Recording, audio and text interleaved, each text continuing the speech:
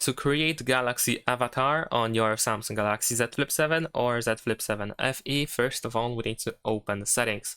Next, we're gonna scroll down and we need to find advanced features. Once you go over here, scroll down again, and you should be able to find Galaxy Avatar. Over here, if you go there for the first time, you can agree to all these permissions. And in order to create an avatar, you can just simply tap over here, create new avatar. And you can start with one of these presets. So let's say we're gonna choose this one. You can also create avatar with the camera, or you can create an avatar from an image. So this can be a little bit easier. If you decide to choose a preset, then of course you can still customize the avatar. You have a bunch of different options that allow you to personalize your Galaxy avatar. We also have style over here, so you can choose different clothes. And once you are done, simply press save over here in the top right corner. And that's pretty much it. In case you want to create another one, then of course you can do that by just swiping over here to this plus button.